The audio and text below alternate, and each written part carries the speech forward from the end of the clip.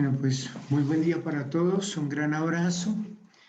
Como siempre, con temor y temblor y delante de ustedes y con mucho deseo de compartir esta palabra. Cuando Walter me dio esta honra, me compartió, estuve orando pues, sobre qué compartir. Y, y bueno, he querido compartir un tema con ustedes sobre la paternidad. Y la paternidad, Dios me habló hace años atrás, un testimonio personal. Estaba leyendo la Biblia, recién me convertí y un día estaba leyendo los Evangelios y el Señor Jesús dice que nos hagamos como niños para entrar en el reino de los cielos. Pues mi reacción fue, no, yo no quiero ser niño, ¿sí? Y luego, cuando reflexioné de por qué esa reacción, pues tuve una niñez apartado de mis padres y pues lógico que ahí hubo una influencia de vacíos y demás. Y luego empecé a reflexionar que el Señor Jesús siempre dijo que Él realmente no era la meta, que Él era el camino para llegar al Padre. Entonces me puse a buscar en la palabra cómo era la relación del Señor Jesús con el Padre, especialmente el Evangelio de Juan habla mucho de la paternidad y la relación entre el Señor Jesús y el Padre, especialmente el capítulo 5 de Juan. Entonces empecé a recibir sanidad de lo que había sido mi paternidad. Yo con mi padre crecí trabajando juntos y haciendo mucha amistad, mucha coinonía, pero hubo tiempos en que hubo ese vacío. Además entendí que todo ser humano es marcado por la relación que tenga con su padre, sea que sea un padre ausente, un padre violentador, un padre que no provee o un padre muy cercano. Todos los seres humanos somos marcados por la relación que tenemos con nuestro padre. Por eso quiso compartir, si podemos empezar con las imágenes, sobre un título que le he dado, es Paternidad, honra o frustración. Eh, Ese es básicamente el título. En Mateo, capítulo 6, que es la siguiente imagen, dice que cuando el Padre Nuestro, el Señor dice, vosotros pues os oraréis así, Padre, Padre nuestro que estás en los cielos. Y me impacta que el Señor siempre quiere que tengamos una imagen de Él como papá. Entonces entendí, para avanzar, que el mayor honor que podemos tener en la tierra es representar a nuestro Padre acá en la tierra. Ese es el mayor honor de un hombre. El mayor honor de un hombre es poder ser la representación, es como el principio de ser embajador de una nación, el embajador de un reino. Yo siempre me centro en que nosotros como hombres tenemos muchos roles, muchas responsabilidades, muchos compromisos financieros, laborales, profesionales, ministeriales, pero pues mi oración siempre ha sido que nunca nos desenfoquemos en que nuestras generaciones serán marcadas por ese comportamiento nuestro. Eh, Yo siempre les comparto, siempre comparto que tuve un padre muy cercano con el que trabajé mucho, pero él tenía un principio. Si yo quería obtener algo, tenía que trabajar primero. Entonces, desde muy pequeño, desde muy jovencito, desde muy niño, empecé a trabajar al lado de él. Eso me ayudó mucho. Yo siempre bromeo con mi hijo porque le digo que a mí a los 15 años me decían Don José, porque tenía 15 empleados bajo mi cargo a esa edad. Entonces, eso me bendijo en mis responsabilidades y en mi vida laboral y demás.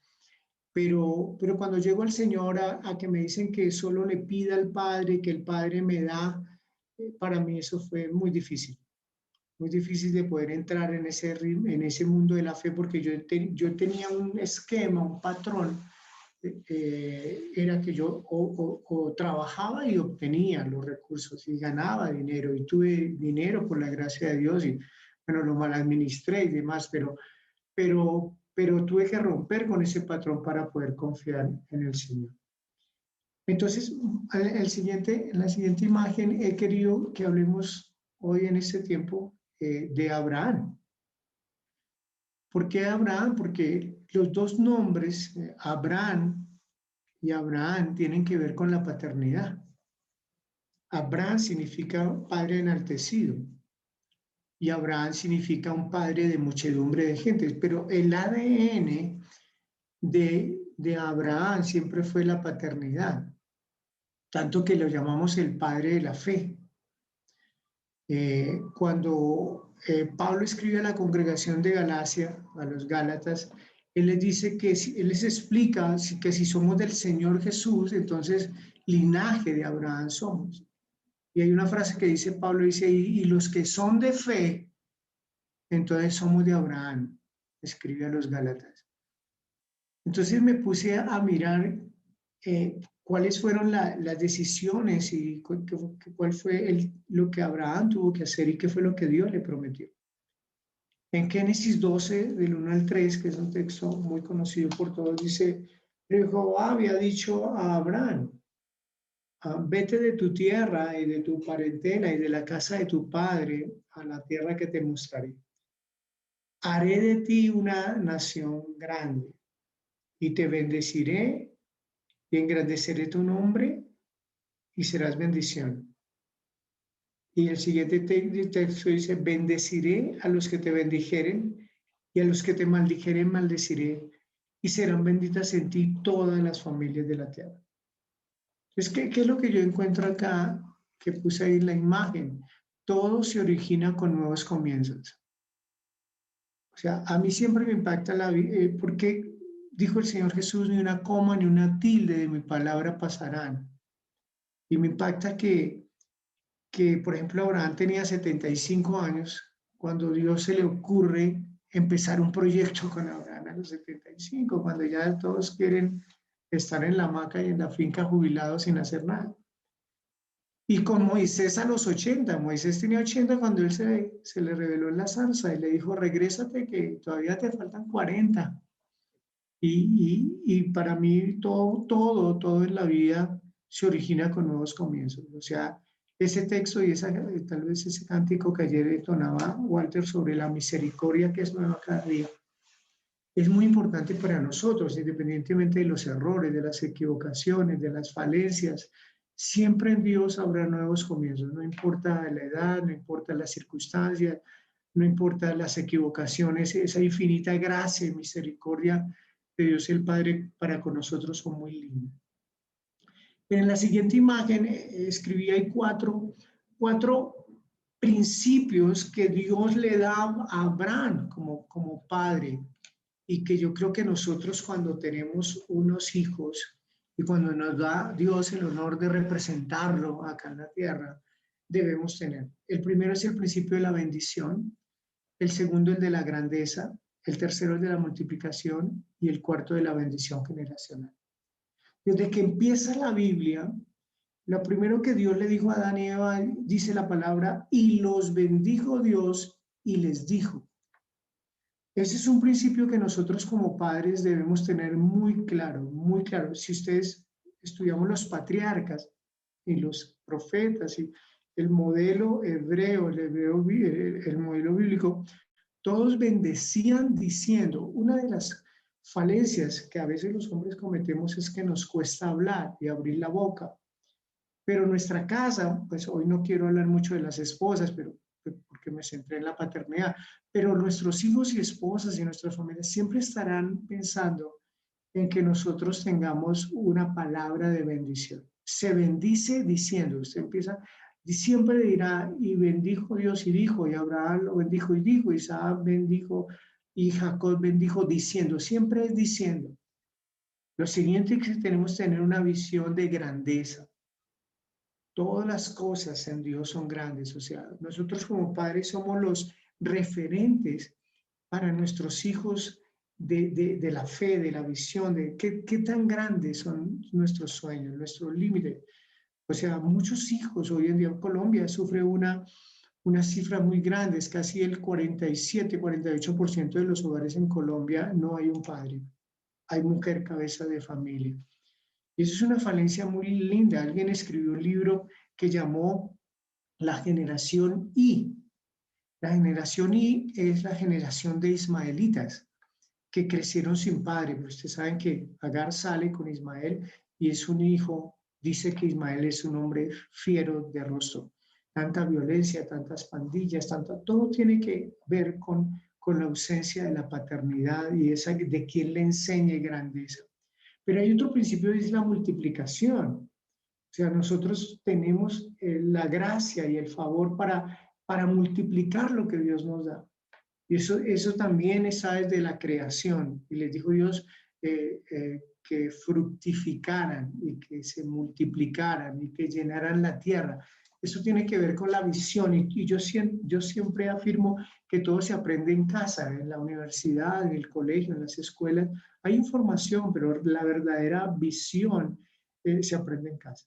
Y la último, el último principio, el siguiente principio es que es una bendición generacional. Él le dice, y en ti serán benditas todas las familias de la tierra. ¿Qué tanto nos vamos a trascender? Cuando Dios le dice a Moisés, enseña esta palabra a mi pueblo, Él le dice que tiene que enseñarla a sus hijos y a los hijos de sus hijos. Dios es un Dios de generaciones y Dios es un Dios generacional. Esa tiene que ser nuestra visión. Dice el libro de Proverbios que el hombre justo deje herencia a sus hijos y a los hijos de sus hijos. Entonces, esos son como los 4 primeros principios que yo encuentro en este llamado que Dios le hace a Abraham. Pero cuando empezamos a recorrer la vida de Abraham, encontramos unas enseñanzas de la vida de Abraham que, pues, sé que por el tiempo las vamos exclusivamente a enumerar desde cuando Dios lo llama hasta, hasta cuando Él parte con el Señor.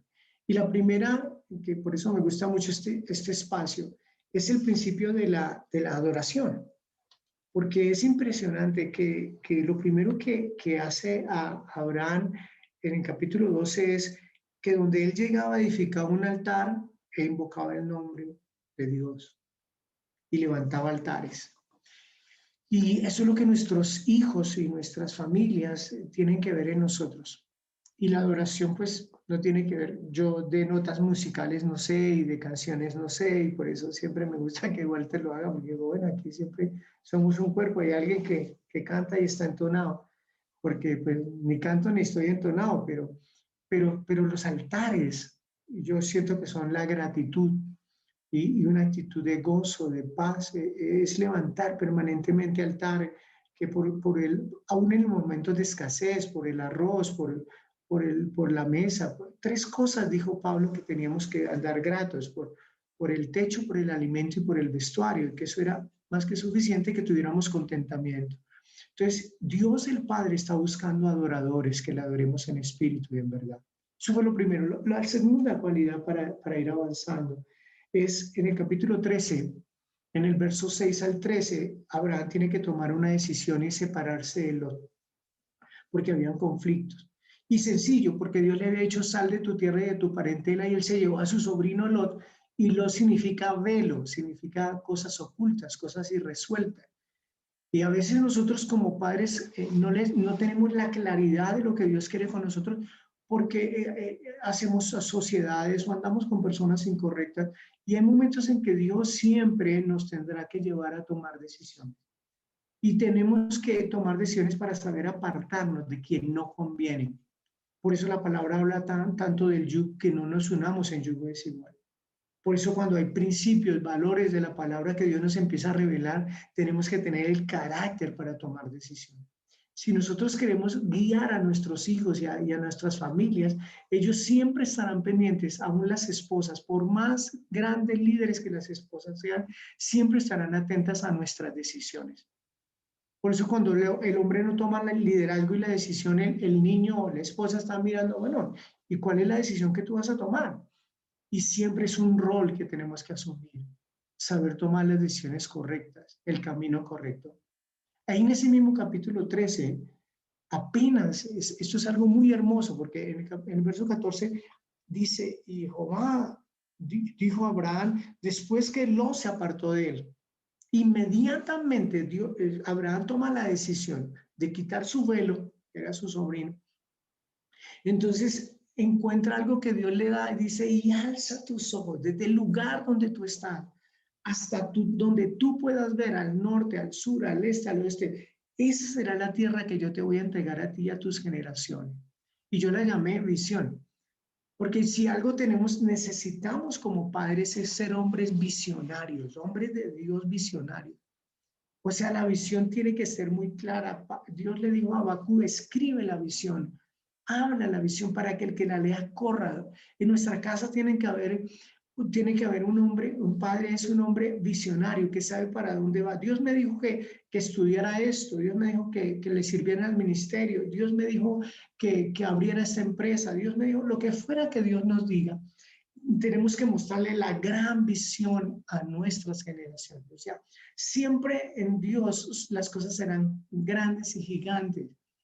Mi pastor me enseñó que como yo sé que este sueño es de Dios o no, dice, cuando usted se siente tan chiquito frente al sueño, entonces sí es de Dios, porque cuando las cosas son de Dios, usted dice, Señor, ¿y esto cómo será? María dijo, y Señor, ¿y cómo será esto? Porque ella veía que era algo tan sobrenatural, ella poder engendrar en su vientre al Mesías prometido. Entonces, la visión en nosotros tiene que ser muy importante. Luego en el capítulo 14, hay una historia que habló de ese sobrino que se había ido, que se había tomado decisiones incorrectas, porque es que ahí hay una enseñanza muy linda, porque Lot toma la decisión primero yo escojo primero, sí, escogió mal, escogió hacia Sodoma y Gomorra, y dice que los hombres de Sodoma y Gomorra eran malos, entonces lo tomaron secuestrado, pero hay algo que dice ahí en el verso 12 al 16, que Lot fue y lo rescató, pero lo que más me impacta es que Lot no era un fracasado.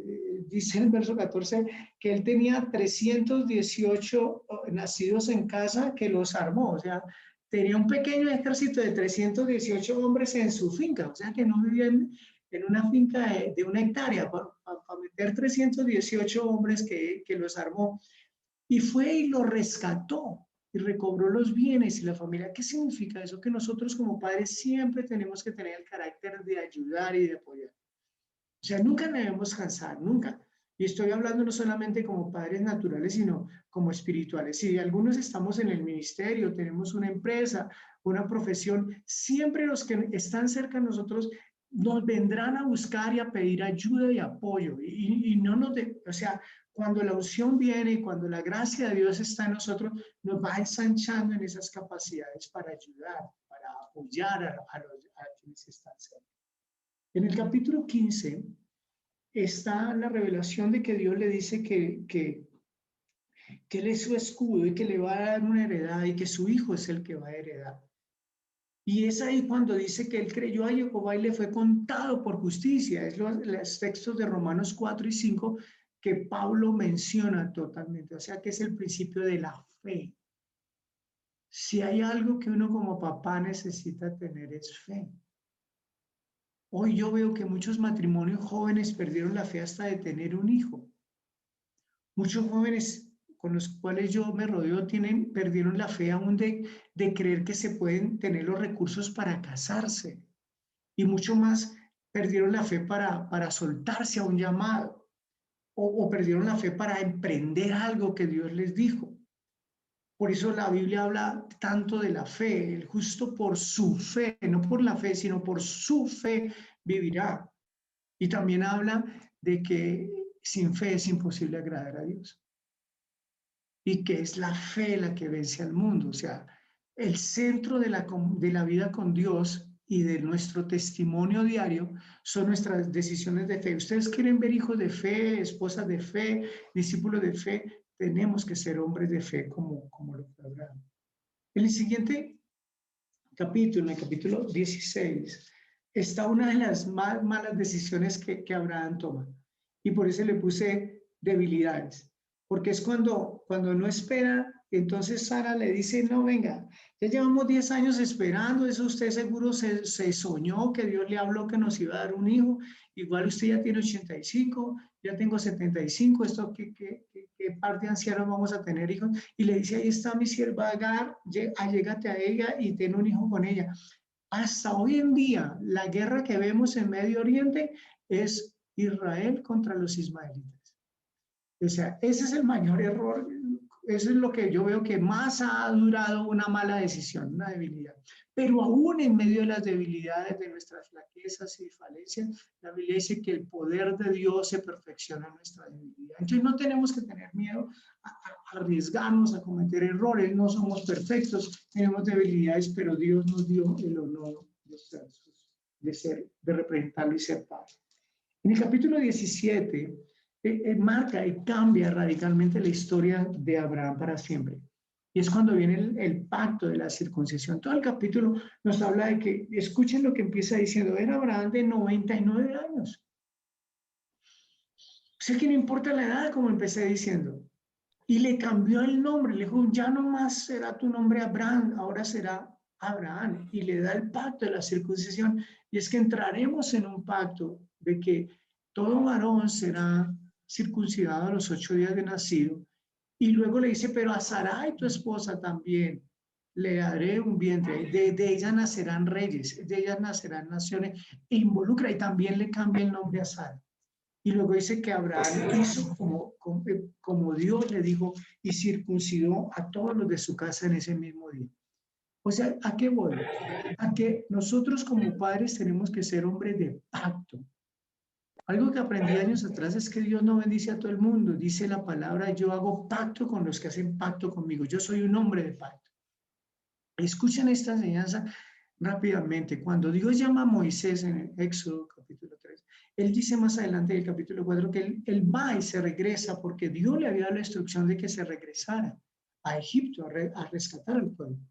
Pero dice, un verso más adelante dice, y pues se despide de Jetro y arranca a hacer lo que Dios le había dicho y sale Dios a matarlo. Y uno dice, venga Dios, pero si usted está mandando a Moisés, ¿cómo así que ahora sale a matarlo? Y dice que se fuera, toma rápidamente una piedra y corta el prepucio de su hijo y bota el prepucio a los pies de Moisés. Dice, ahora somos esposos de sangre. Y ahí hay toda una enseñanza matrimonial. Y es que, y para nosotros como hombres, hoy la enseñanza es, podemos hacer muchas cosas que parecen bonitas, pero si no estamos bajo pacto, vamos mal y no va a haber buen fruto. Tenemos que ser hombres de pacto. El siguiente capítulo, en el capítulo 18, cuenta la historia de que Dios visita con unos ángeles, un par de ángeles, a Abraham. Pero hay una cualidad muy linda en Abraham y que es una palabra que se repite varias veces, es que siempre estaba en la tienda. Y Abraham estaba a la puerta de la tienda, y Sara estaba en la tienda, y los hizo invitar a la tienda, y siempre estaba en la casa. Y luego le dijo, maten un becerro. Y somos 4, pero maten un becerro. Y mataron un becerro. Y luego le dicen, y entonces fue cuando dijo que Sara iba a tener un hijo. Ella se ríe, pero en el tiempo de la vida, ella traerá un hijo. O sea, y hay un principio muy lindo matrimonial ahí porque Sara le dice, venga hermano, pero usted anciano y yo anciano, ¿tendremos deleite en este tiempo? Y ahí hay una enseñanza matrimonial porque es, ¿y hasta cuándo nosotros como matrimonio tenemos deleite? ¿Será que ya perdimos el deleite? Pero el principio es que nosotros tenemos que ser hospedadores y generosos. Eso es un principio que en nuestras casas paternas se veía mucho, en nuestra generación antigua. No eran millonarios, pero siempre habían, los amigos podían entrar, familias numerosas, almuerzo para todos y le echaban agua a la sopa y nunca lloraban porque llegaba alguien a comer. Y esa es una cualidad que debemos recuperar. En ese mismo capítulo 18, entonces Dios se va y los ángeles van con Abraham. Y en el capítulo 18, verso 19, ahí más adelante, la siguiente dice que yo de encubrir a Abraham algo lo que voy a hacer, habiendo de Abraham ser una nación grande. Pero el verso 19 dice, porque yo sé que mandará a sus hijos y a su casa después de él que guarden el camino de Jehová, haciendo justicia y juicio. Mire, este es un principio muy lindo. Si nosotros queremos tener la cualidad de padres, todos los días tenemos que enseñar. Cuando Dios fundó a Israel no habían escuelas ni colegios, pero Él se inventó un diseño para que la nación de Israel nunca sufriera ignorancia, y era que en las casas se enseñaba a los hijos y a los hijos de los hijos. O sea, ¿por qué Dios no le encubrió a Abraham? el verso 19 dice, porque yo sé que mandará, yo sé que enseñará a sus hijos y nietos que guarden el camino y la justicia. Eso lo tenemos que hacer nosotros, no es el colegio, no es la universidad y muchas veces no es ni la mamá, o sea, el papá tiene que... Mira, a mí me impacta la labor de maestro de Adán. Cuando la serpiente tienta a Eva, ella le dice, no porque Dios nos dijo que de ese árbol no comiéramos, pero Dios no habló con Eva, Dios había hablado era con Adán, pero Adán le había enseñado a su esposa lo que Dios le había dicho, o sea, tiene que ser una cualidad. Cuando Pablo habla a la congregación en Éfeso y habla en el capítulo 5 de las cualidades y roles de un hombre, de ser cabeza y demás, luego le dice que nosotros tenemos que santificarla por el lavamiento de la palabra, o sea, eso es una cualidad que debemos tener como hombres. El siguiente es que ese mismo verso 18, él empieza a interceder, Padre, pero tú vas a acabar a Sodoma. ¿Qué tal que hayan ahí unos 50 justos y tú cómo vas a matar al justo con el injusto? Y empieza a negociar, y qué tal que hayan 45, y qué tal que 40, y qué tal que 30, y qué tal que 20, hasta que llegan y dicen, bueno, listo, Dios dice, si hay 10 no la acabo. Pero la cualidad es que tenemos que ser compasivos e intercesores. Y una cosa es orar y otra cosa es interceder. Porque a veces no se descubre el ministerio de la intercesión. A veces se cree que la intercesión es orar. No, orar, yo oro todos los días, pido al Padre y tengo comunión, pero la intercesión es que yo me pongo en la brecha por otros, como Abraham hizo. Esa es la cualidad de un padre. ¿Cuál era la cualidad de Job? Intercedía todos los días por sus hijos, porque no sabía si estaban haciendo cosas malas cuando iban por allá a las fiestas. Entonces tiene que haber un padre siempre en la casa, compasivo e intercesor. Ese corazón nunca lo podemos perder. Guardar las casas es a punta de intercesión. El siguiente, el capítulo 22, el día que me dio la honra, Walter, de compartir en el seminario de adoración, compartí sobre este capítulo 22 como la vida de un adorador. Y todo este capítulo tiene los principios de un adorador, pero básicamente la cualidad es, debemos poner a Dios en primer lugar siempre. Dios le había dado a Isaac y luego le dice, dame a tu hijo Isaac a quien amas. Abraham va y lo ofrece. Y Dios dice, ya, no lo mates porque sé que me amas por encima de tu hijo. Elí, el sacerdote, perdió el sacerdocio porque Dios le dijo, has amado más a tus hijos que a mí. O sea, nunca, el primer gran mandamiento es oír a Dios y ponerlo en primer lugar. Ese es el corazón de un padre. El corazón de un padre, si ustedes quieren ver hijos que amen a Dios, tienen que verlos a nosotros, nos tienen que ver todos los días apasionados por Dios como el primer amor de nuestras vidas. Amén. Sé que me dijeron que 30 minutos me quedan 2 y voy a enumerar los siguientes. En el capítulo 23 ya muere Sara y en el capítulo 23 él va y compra una heredad y tiene que ver con la fidelidad hasta la muerte. Nosotros tenemos que ser fieles hasta la muerte. Él fue y la lloró, él fue y le compró una heredad para la sepultura. Hasta la muerte tenemos que ir. El siguiente principio está en el capítulo 24. Hay una enseñanza muy linda sobre que él manda a Eleazar a buscarle esposa a su hijo. Y yo le puse que es preparar el futuro. A veces creemos que cuando los hijos crecen, ya tiene 15 años, que haga con su vida lo que quiere, que mire a ver cómo es, que termine el bachillerato y que ya mire cómo se soluciona la vida, o termino la profesión, entonces mira ya, y no es un principio bíblico. Siempre tenemos que, mire, hay un verso bíblico que dice en Hebreos, y caminó Abraham con Isaac y Jacob. Y póngale, ahorita le vamos a poner números y verá cuántos años fue que caminó él con esas generaciones. Siempre los acompañó, porque no importa lo grandes que estén, porque no importa que estén lejos, siempre habrá un padre que los acompañe siempre, que les prepare el futuro. En el capítulo 26, yo me adelanté a la muerte que está en el capítulo 25. En el capítulo 26 hay un principio muy lindo y es abrir pozos para la descendencia. En el capítulo 26 ya hablan de la vida de Isaac.